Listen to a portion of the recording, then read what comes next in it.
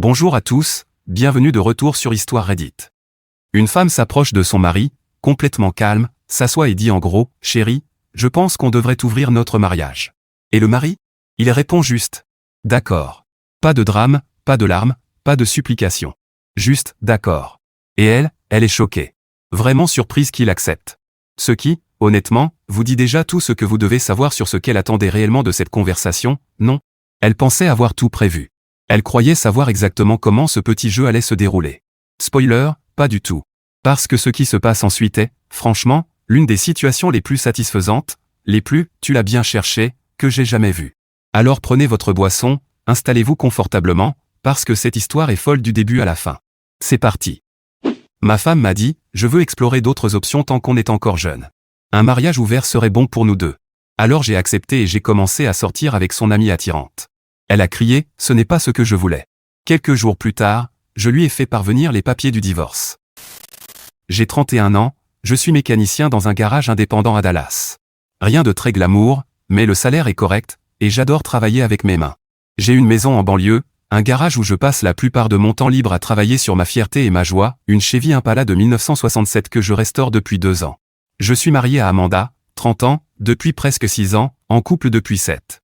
Pendant les premières années, on avait ce que j'appellerais quelque chose de vraiment solide. Amanda est graphiste dans une petite agence en centre-ville, et on s'entendait sur presque tout.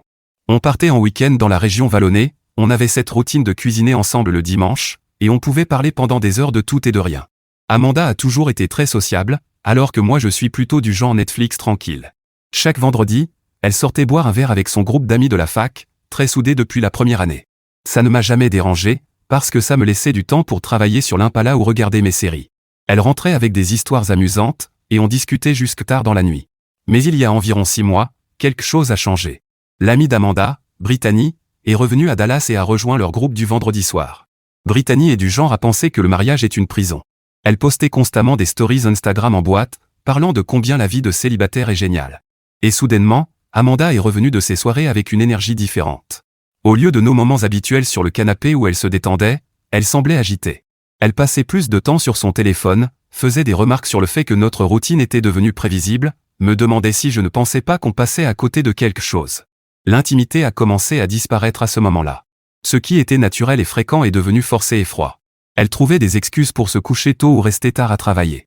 Quand on avait des rapports, on avait l'impression qu'elle faisait semblant plutôt que d'être vraiment présente. Au bout de 3 mois, c'est devenu pire. Amanda a commencé à chercher des disputes pour des choses insignifiantes. Un samedi, je travaillais sur l'Impala, et elle est arrivée dans le garage en exigeant de savoir pourquoi je n'avais pas remarqué qu'elle avait réorganisé le salon. Quand j'ai dit que je n'y avais pas vraiment prêté attention, elle s'est emportée en disant que je ne faisais jamais attention à ce qu'elle faisait et que je la prenais pour acquise. Puis elle a ajouté, peut-être que si tu passais moins de temps avec cette stupide voiture et plus de temps à être un mari, tu remarquerais les choses importantes. Elle a aussi commencé à critiquer le temps que je passais dans le garage, disant des choses comme « les hommes normaux ne passent pas tout leur week-end cachés dans un garage » et « j'ai épousé un homme, pas un mécano graisseux ». Quand j'ai essayé d'expliquer que restaurer l'Impala était ma passion, elle levait les yeux au ciel et disait « ce n'est qu'une vieille voiture, grandis et trouve quelque chose de plus intéressant ». Elle a aussi commencé à faire plus de remarques sur l'argent, même si j'étais celui qui gagnait le plus. On pourrait se permettre de belles choses si tu ne dépensais pas tout en pièces de voiture, disait-elle, en ignorant complètement que ce hobby ajoutait de la valeur et que je le finançais avec mes heures supplémentaires. La distance entre nous continuait de grandir, au point que j'avais l'impression de partager ma maison avec une étrangère polie qui savait juste où je rangeais les tasses à café. J'ai essayé de lui en parler, mais elle disait toujours qu'elle allait bien ou qu'elle était fatiguée du travail, tout en laissant entendre que tout ce qui n'allait pas était, d'une manière ou d'une autre, ma faute parce que je n'étais pas devin. La bombe est tombée un soir de mars. J'étais dans le salon quand Amanda s'est approchée et s'est assise sur la table basse en face de moi. On doit parler de quelque chose d'important, a-t-elle dit, et mon estomac s'est noué immédiatement. Rien de bon ne suit jamais cette phrase. Elle a commencé par un discours sur le fait qu'elle réfléchissait à nous et à notre avenir. Je pensais qu'on allait avoir une discussion normale de couple, peut-être planifier des vacances ou parler d'acheter une plus grande maison. Je me trompais complètement.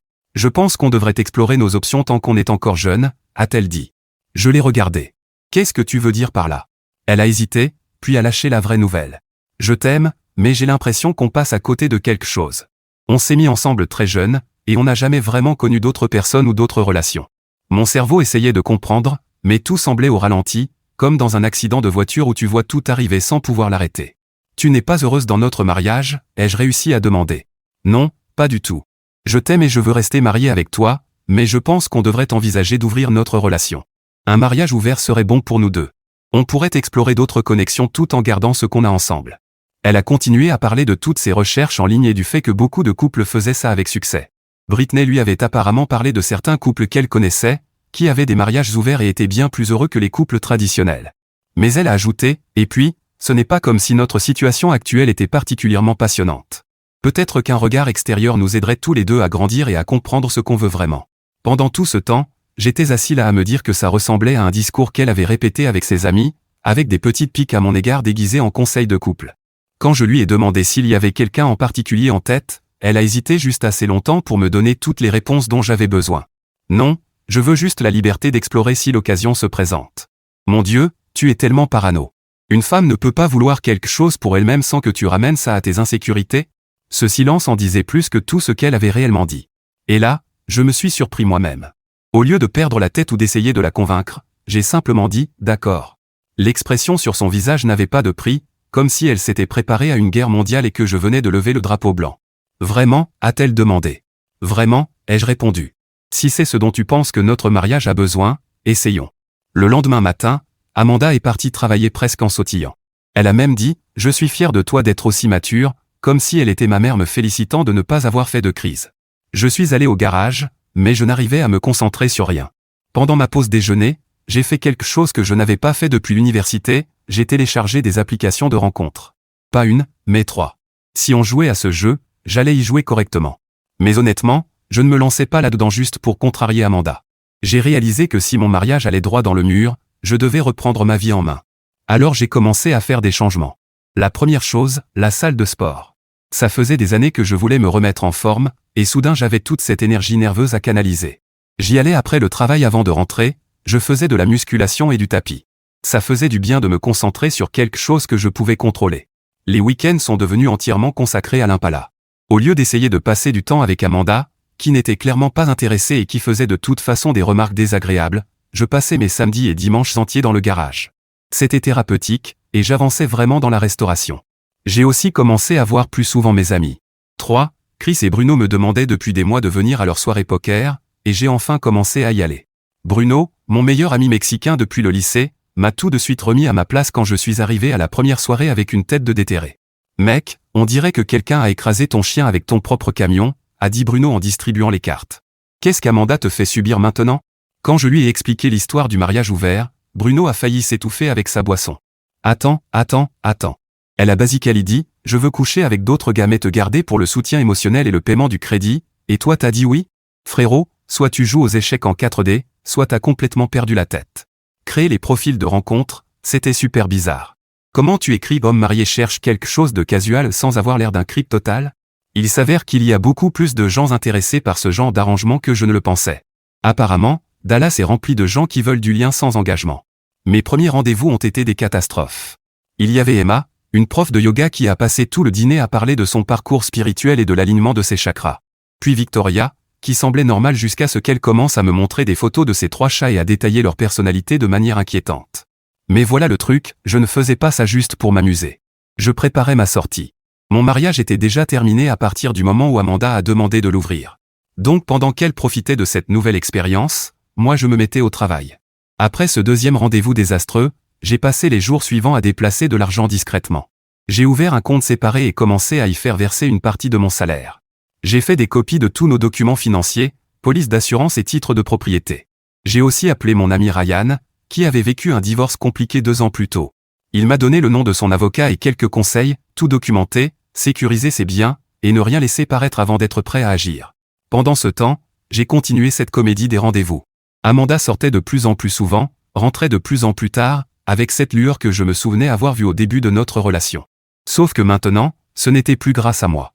J'ai remarqué qu'elle commençait à me poser des questions sur ma vie amoureuse, mais de cette manière subtile où elle cherche des informations sans en avoir l'air. Alors, les applis, ça donne quoi? Demandait-elle en faisant la vaisselle. Tu rencontres quelqu'un d'intéressant? Puis elle ajoutait toujours quelque chose comme quoi elle était sûre que je trouverais quelqu'un, à mon niveau. Bruno avait la réponse parfaite quand je lui en ai parlé. Oh, elle cherche clairement à obtenir des infos. Mais au lieu d'attraper des réponses, Elle va surtout se prendre un retour de bâton quand elle réalisera que tu n'es pas en train de pleurer sur ta boîte à outils. J'ai aussi remarqué qu'elle me surveillait plus attentivement. Elle faisait des remarques sur le fait que j'allais à la salle, du genre « J'imagine que tu essaies d'impressionner quelqu'un maintenant », demandait pourquoi je faisais autant d'heures supplémentaires avec un ton accusateur, comme si je lui volais quelque chose, et semblait même agacée quand je passais tout le week-end dans le garage au lieu de traîner à la maison à attendre qu'elle revienne de ses rendez-vous. Maintenant, voilà ce qui s'est passé juste avant que tout explose. Un soir, alors que je faisais défiler mon téléphone, j'ai matché avec Valéria. Je l'ai reconnue immédiatement. Valéria avait été la colocataire d'Amanda en 3e année et apparaissait sur beaucoup de photos de leur groupe. C'était celle sur qui Amanda faisait toujours des remarques passives-agressives, souvent sur le fait que Valéria attirait toute l'attention, ou que les hommes la draguaient quand elles sortaient ensemble. Valéria était objectivement magnifique, une beauté digne d'un film, avec des cheveux foncés, des yeux verts, et un sourire qui te fait oublier ce que tu étais en train de dire. Quand on a matché, je ne savais même pas si je devais mentionner que je la connaissais. Mais Valéria a abordé le sujet en premier, disant qu'elle se souvenait de moi et demandant si Amanda et moi étions toujours ensemble. J'ai expliqué la situation du mariage ouvert, et elle semblait sincèrement surprise, mais sans jugement. Amanda a toujours aimé bouleverser les choses, a-t-elle dit avec un petit sourire qui montrait qu'il y avait une histoire entre elles. Notre premier café a duré 4 heures. Valéria était tout ce qu'Amanda avait été avant qu'on ne tombe dans la routine. Intelligente, drôle, réellement intéressée par ce que j'avais à dire. Elle m'a posé des questions sur mon travail, sur mon projet de restauration de l'Impala, sur mes opinions concernant les films ou l'actualité. Elle écoutait vraiment mes réponses et posait des questions supplémentaires au lieu d'attendre simplement son tour de parler. On a commencé à se voir 2 fois par semaine. L'alchimie était immédiate et intense, mais surtout, être avec elle était simple d'une manière que j'avais oubliée. Un soir où elle est venue chez moi, je travaillais sur la transmission de l'Impala, et elle s'y est réellement intéressée. Elle m'a posé des questions, a complimenté mes outils, et m'a même aidé en me passant des pièces quand j'en avais besoin. C'était incroyable d'avoir quelqu'un qui appréciait le savoir-faire et les compétences nécessaires pour restaurer une voiture classique, au lieu de se plaindre du temps que j'y consacrais ou de qualifier ça de hobby stupide. Elle est magnifique, a dit Valéria en passant la main sur l'aile de l'Impala. Tu as fait un travail incroyable. Ça demande beaucoup de compétences et de patience. C'est peut-être à ce moment-là que j'ai compris que je tombais amoureux d'elle. Amanda n'avait jamais dit une seule chose positive sur mon projet, et là, Valéria appréciait sincèrement la voiture et le travail que j'y avais consacré. Pendant ce temps, je continuais ma nouvelle routine, salle de sport 4 fois par semaine, projet supplémentaire au travail, soirée poker avec les gars, week-end consacré à l'Impala. Je me sentais vraiment mieux dans ma peau qu'au cours des derniers mois. Je me remettais en forme, je gagnais plus d'argent, et je profitais réellement de mon temps libre au lieu de marcher sur des œufs avec Amanda. Bruno a remarqué le changement immédiatement. Mec, tu es passé d'un chiot abattu à quelqu'un qui vient de gagner à la loterie. Valéria te fait briller comme une bougie de quinceañera. Amanda a clairement remarqué ces changements. Elle a commencé à dire que je n'étais jamais là, à demander pourquoi j'étais soudainement si occupé, mais avec un ton plein de reproches, comme si je lui devais des comptes. L'ironie était incroyable. C'était elle qui voulait de l'espace pour voir d'autres personnes, mais elle semblait dérangée que j'utilise réellement mon temps de manière productive au lieu de l'attendre. Je pensais que le but était qu'on continue à prioriser notre mariage, a-t-elle dit un soir quand je lui ai dit que je sortais. Tu agis comme un homme célibataire. N'est-ce pas ce que tu voulais, ai-je répondu. Pas comme ça. Tu es censé quand même avoir envie de rentrer à la maison avec moi. Ces questions sur ma vie amoureuse sont devenues plus fréquentes et plus directes. Elle voulait savoir où j'allais, qui je voyais, ce qu'on faisait ensemble. Mais elle posait ces questions avec condescendance, du genre « j'espère que tu fais attention » ou « n'oublie pas que certaines femmes ne s'intéressent qu'à ce qu'elles peuvent obtenir de toi ». Je restais vague parce que, honnêtement, qu'est-ce que j'étais censé dire? Que je vivais les meilleurs moments de ma vie avec quelqu'un qui me faisait me sentir à nouveau apprécié? Au bout d'environ 3 semaines, je pouvais dire qu'Amanda devenait anxieuse. Elle a commencé à rentrer plus tôt de ses propres rendez-vous et afficher une expression tendue chaque fois que je disais que je sortais. Elle a aussi commencé à dire des choses comme « n'oublie pas, c'est juste pour s'amuser, pas pour tomber amoureux ». La réaction de Bruno à ça était parfaite. Elle agit comme un enfant qui a donné son jouet préféré et qui veut le récupérer maintenant que quelqu'un d'autre joue avec. Sauf que le jouet, c'est toi, et tu n'es pas rempli de coton, tu es rempli de bon sens. Un soir, elle a essayé de relancer l'intimité pour la première fois depuis des mois. Elle est entrée dans le salon, portant cette lingerie que je n'avais pas vue depuis longtemps, clairement en s'attendant à ce que je saute sur l'occasion. Mais honnêtement, je n'en avais pas envie. Entre sa froideur récente et le fait que je savais qu'elle couchait avec Rick, toute la situation me dégoûtait. Je ne suis pas vraiment d'humeur, lui ai-je dit. D'accord, attendez une seconde. Voilà la vérité inconfortable. Si cette partie ne vous plaît pas, n'hésitez pas à passer directement au timestamp. Donc Amanda sort en lingerie, en s'attendant pleinement à ce que son mari réagisse immédiatement. Après des mois de froideur. Après s'être volontairement éloignée de toute intimité. Après l'avoir, en gros, traité comme un simple colocataire qui paie les factures. Et elle pensait sincèrement qu'elle pouvait juste appuyer sur un bouton et qu'il accourait. On a tous été Amanda à un moment donné, où on a vu quelqu'un être Amanda. Ce moment où vous prenez quelqu'un complètement pour acquis, où vous traitez son affection comme un robinet que vous pouvez ouvrir et fermer quand ça vous arrange, puis dès qu'il arrête de courir après vous, la panique s'installe. Elle n'est pas sortie en lingerie parce qu'il lui manquait. Elle est sortie parce qu'elle avait peur. Parce qu'elle commençait à sentir que quelque chose avait changé, et elle n'aimait pas cette sensation. Ce n'est pas de l'amour. C'est de la possession. C'est quelqu'un qui réalise que son filet de sécurité est en train de se replier doucement et de se diriger vers la sortie. Et le pire? Quand il a dit non, elle a appelé ça injuste. Elle a vraiment dit « Je suis ta femme ». Comme si ce titre suffisait à tout effacer. Comme si l'alliance annulait les mois de rejet qu'elle lui avait imposés. Cet entitlement, là, c'est la chose la plus dérangeante dans toute cette histoire. Parce que c'est tellement reconnaissable. On l'a déjà vu. Certains d'entre nous l'ont même vécu. Et c'est pour ça que ça fait mal. Maintenant, retour à l'auteur du post. Je ne suis pas vraiment d'humeur, lui ai-je dit. Son visage est passé par au moins 5 émotions différentes. Comment ça, tu n'es pas d'humeur? Je suis ta femme. Et j'ai le droit de choisir avec qui je veux coucher, tout comme toi, ai-je répondu. C'était tout l'intérêt du mariage ouvert, non? Elle m'a regardé comme si je venais de la gifler. Ce n'est pas la même chose. Tu ne peux pas me rejeter comme si j'étais une inconnue. Je suis ta femme. En quoi ce n'est pas la même chose? Tu es sorti explorer tes options, et maintenant c'est à moi d'explorer les miennes. Ça inclut de choisir quand et avec qui je veux être intime. Tu es ridicule. Les épouses ont certains droits dans un mariage, et tu ne peux pas simplement décider de les ignorer parce que tu fais une crise de la quarantaine avec des applis de rencontre. Elle est partie en trompe dans la chambre d'amis, et je pouvais l'entendre au téléphone avec Britney, probablement en train de se plaindre de mon comportement soi-disant déraisonnable. L'ironie était incroyable. Elle voulait la liberté de voir d'autres personnes, mais s'attendait à ce que je sois toujours disponible quand ça l'arrangeait. Le tournant est arrivé quand j'ai décidé d'inviter Valeria à dîner. J'ai dit à Amanda ce soir-là que j'invitais une amie le lendemain. Elle a demandé qui, et j'ai répondu que c'était quelqu'un qu'elle connaissait de la fac. Quand Valeria est arrivée, magnifique dans une simple robe noire, le visage d'Amanda a changé d'expression plusieurs fois en 3 secondes. Le dîner était incroyablement gênant. Amanda était faussement polie avec Valeria, mais lançait des pics subtils, disant que Valeria profitait encore de la vie et devait s'amuser en étant célibataire. Elle a aussi ajouté des remarques comme « Certaines personnes n'apprennent jamais à se poser » ou « Tout le monde n'est pas fait pour un vrai engagement ». Valeria, à son honneur, est restée élégante et a même essayé d'inclure Amanda dans la conversation. Pendant tout le dîner, je voyais Amanda observer comment Valeria et moi interagissions. Comment Valeria riait à mes blagues, posait des questions sur des choses qu'Amanda avait cessé d'écouter depuis longtemps, comment elle complimentait le repas que j'avais préparé au lieu de le critiquer. Après le dîner, Valeria a demandé si elle pouvait voir l'Impala, et je l'ai emmenée fièrement dans le garage. Je voyais Amanda nous observer depuis la fenêtre de la cuisine, son visage s'assombrissant à chaque minute pendant que Valeria admirait mon travail. Après le départ de Valeria, Amanda a attendu exactement 30 secondes avant d'exploser complètement. Quand j'en ai parlé à Bruno plus tard, il riait aux éclats.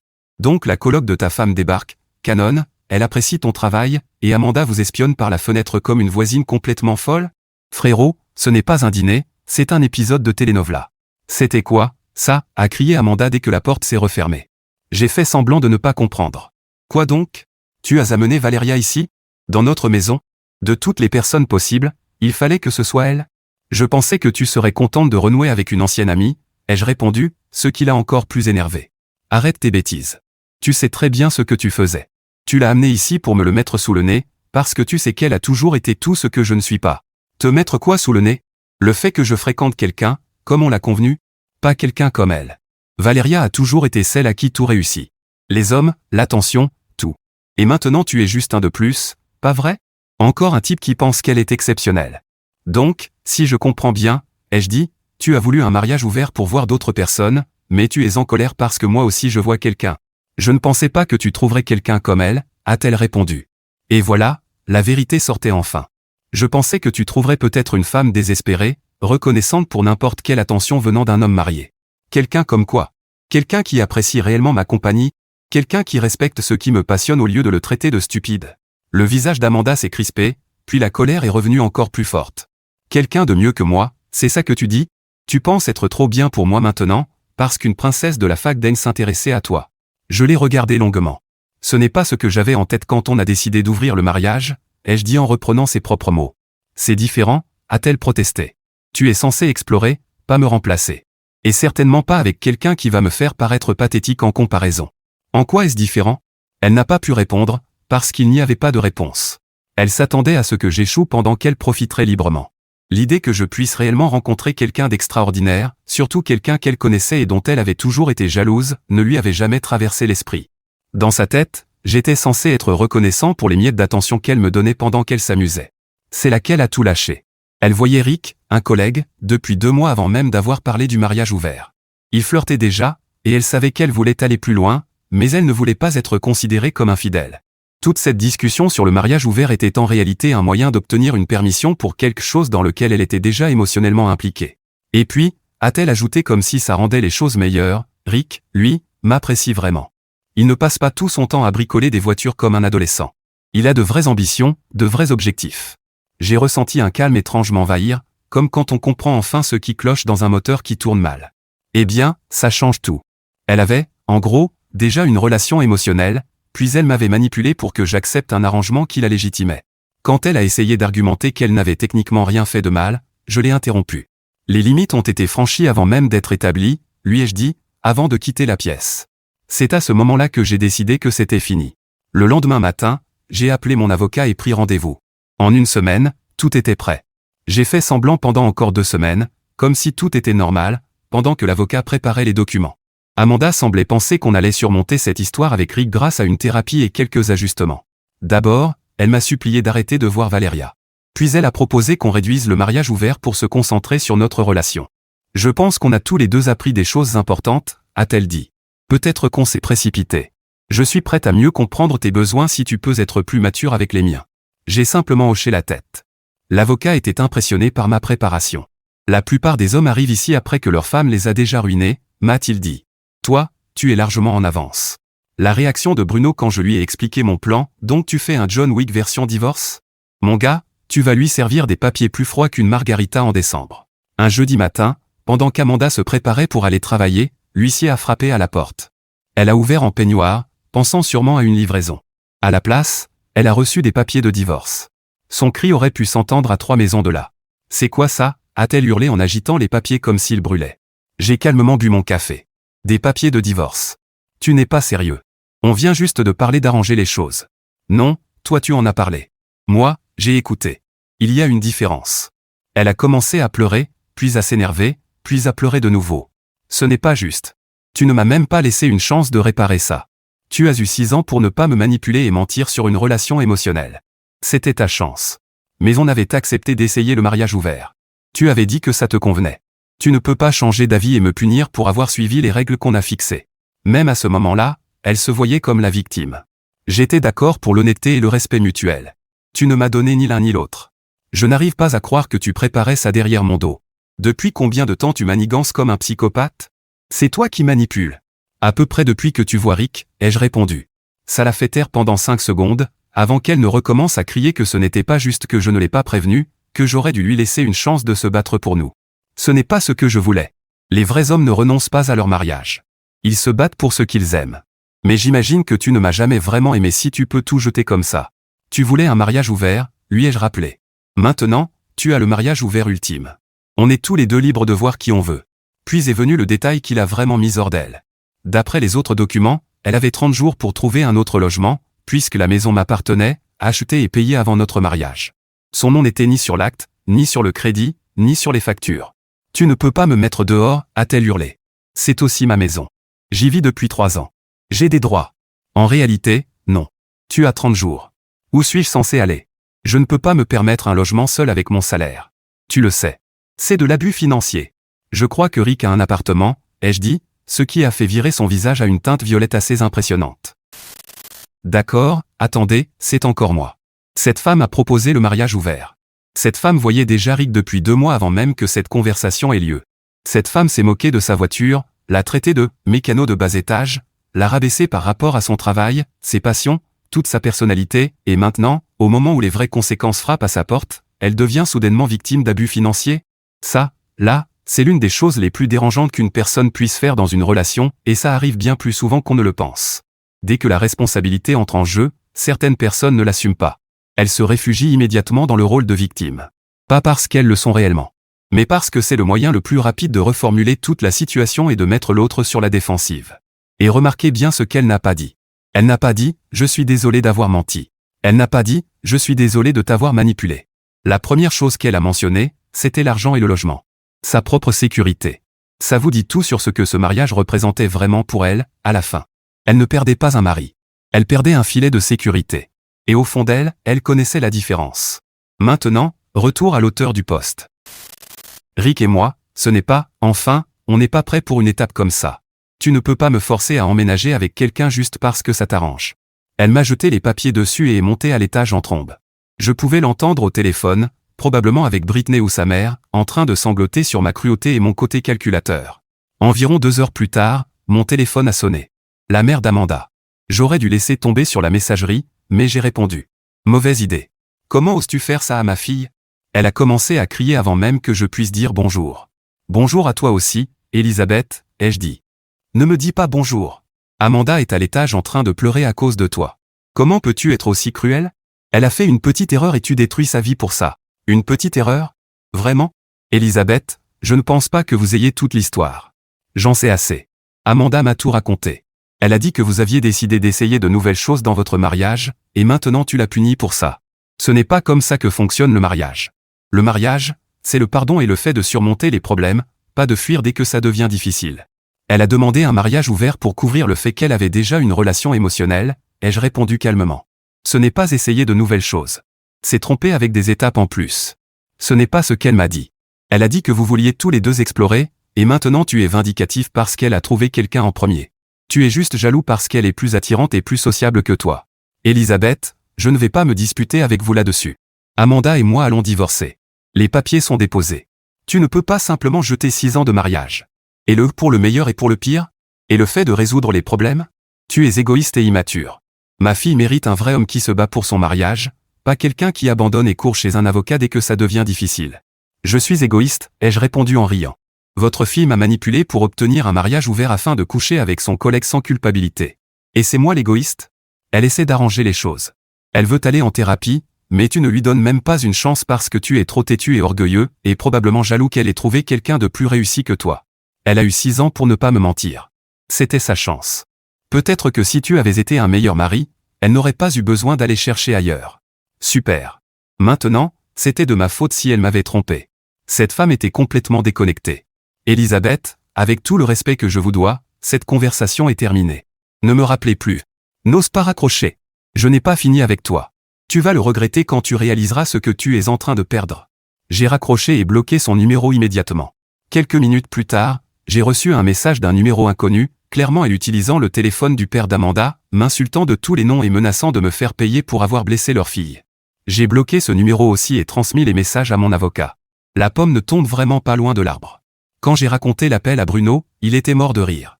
Frérot, sa mère t'a traité de rien de spécial? C'est ironique venant d'une femme dont la fille vient de recevoir des papiers de divorce comme une commande MCDO. Je parie qu'Elisabeth est du genre à demander à parler au manager chez Walmart. Les 30 jours suivants ont été complètement fous. Amanda semblait penser que si elle me rendait la vie assez insupportable, je changerais d'avis sur le divorce. Elle laissait des notes passives-agressives dans la maison, disant que certaines personnes ne savent pas reconnaître ce qu'elles ont, ou qu'elles regretteront leur choix quand elles seront seules et vieilles. Mais voilà le truc, c'était ma maison. Alors j'ai commencé à inviter Valéria régulièrement. Elle passait après le travail, s'asseyait avec moi dans le garage pendant que je travaillais sur l'Impala. Elle me passait des outils et appréciait simplement le moment. C'était exactement ce que j'avais toujours voulu partager avec Amanda, mais que je n'avais jamais pu. Je voyais Amanda nous observer depuis la fenêtre de la cuisine, devenant de plus en plus agacée à chaque fois que Valéria montrait un réel intérêt pour mon travail. Au 15e jour, Amanda n'en pouvait plus de nous voir ensemble. Elle a fait ses valises dans un accès de colère et est partie chez Rick, déclarant qu'elle n'avait pas besoin de cette maison et que je regretterais d'avoir détruit notre mariage pour une fantaisie de fac qui ne durerait pas. Je n'ai ressenti qu'un immense soulagement quand sa voiture a quitté l'allée. Le message de Bruno quand je lui ai dit qu'elle était enfin partie, Amanda est partie. On fête ça. J'amène des tacos. On trinque à ta liberté, Germano.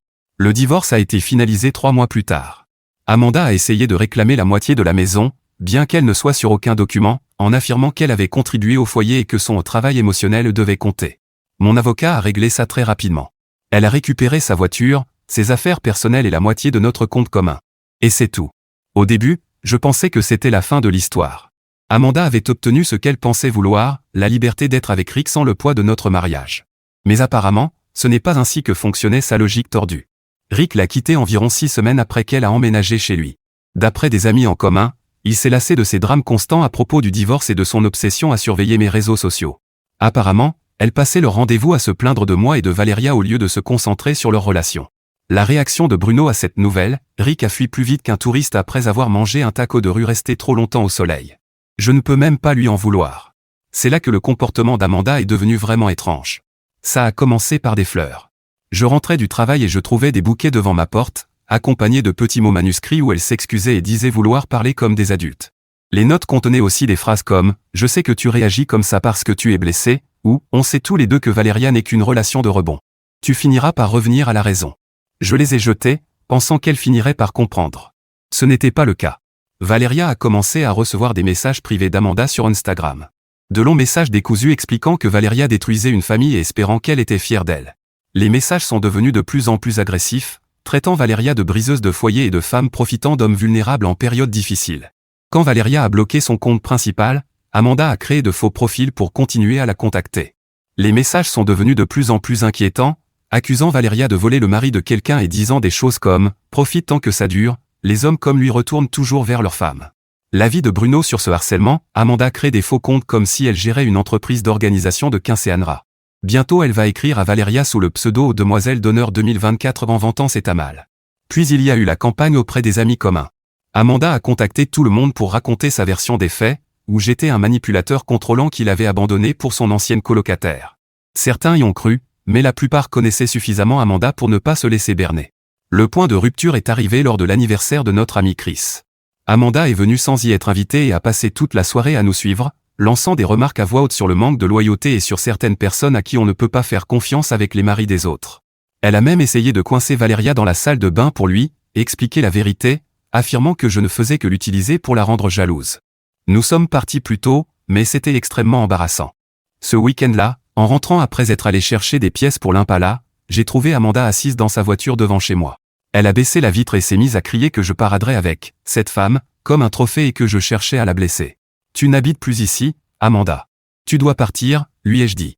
C'était ma maison aussi. J'ai le droit de circuler dans cette rue. Tu ne peux pas contrôler tout le quartier juste parce que tu veux jouer à la petite maison avec ta copine. Tu as le droit de circuler, pas de te garer devant chez moi pour me harceler. Je ne harcèle personne. J'essaie juste de comprendre comment tu as pu jeter notre mariage pour quelqu'un qui t'utilise sûrement pour se distraire. Elle va se lasser, et tu verras ce que tu as perdu. » Elle est partie, mais 2 jours plus tard, elle était encore là. Cette fois, elle restait assise à fixer la maison. Quand je suis sorti, elle a crié « J'espère que tu es heureux. J'espère qu'elle valait la peine de détruire tout ce qu'on avait construit, avant de démarrer en trombe. » Je l'ai bloquée partout, téléphone, réseaux sociaux, email. Mais elle trouvait toujours un moyen de me contacter via des amis ou de nouveaux comptes. Alors j'ai appelé mon avocat et demandé une ordonnance restrictive. Entre le harcèlement documenté envers Valeria, le fait qu'elle rôdait autour de la maison et son comportement obsessionnel, le dossier était clair. J'ai obtenu une ordonnance temporaire le jour même, qui est devenue permanente 1 mois plus tard.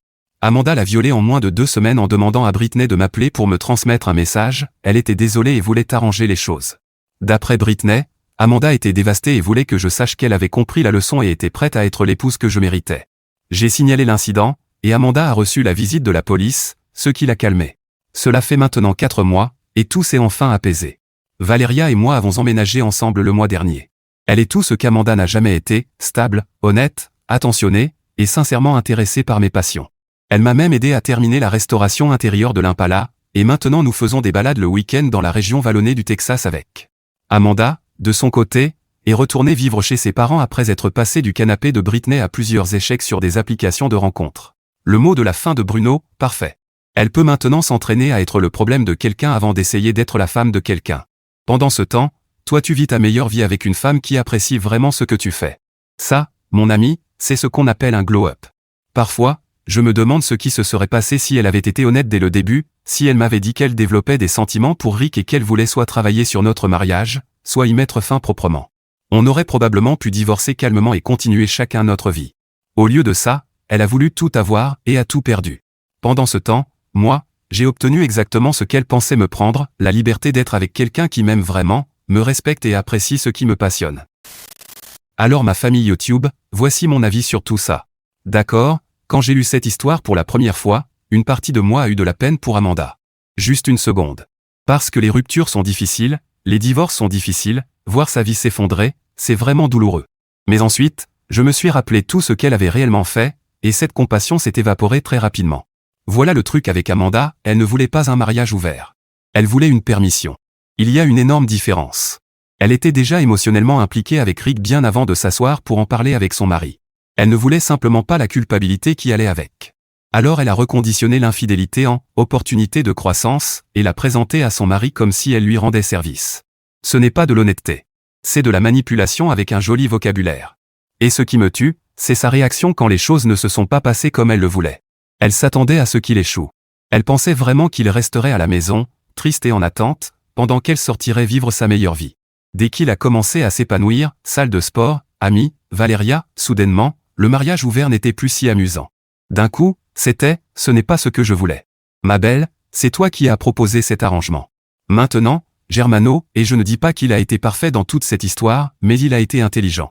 Il n'a pas explosé, il n'a pas supplié, il ne l'a pas humilié publiquement. Il a discrètement mis ses affaires en ordre, s'est protégé légalement et financièrement, et est sorti de ce mariage avec sa maison, sa dignité, et honnêtement une meilleure relation que celle qu'il avait avant. Respect là où il est dû. Valéria semble aussi être une bonne personne dans toute cette histoire. Elle a géré une situation incroyablement gênante avec beaucoup de classe. Alors, quelle est la leçon? En réalité, il y en a plusieurs. Quand quelqu'un vous montre qui il est, croyez-le dès la première fois. La manipulation ne cesse pas d'être de la manipulation simplement parce que la personne qui la pratique sourit. Et surtout, ne sous-estimez jamais une personne calme qui décide enfin qu'elle en a assez. Alors les amis, partagez votre avis dans les commentaires ci-dessous. Et merci de m'avoir rejoint sur Histoire Reddit. N'oubliez pas de liker et de vous abonner. À la prochaine!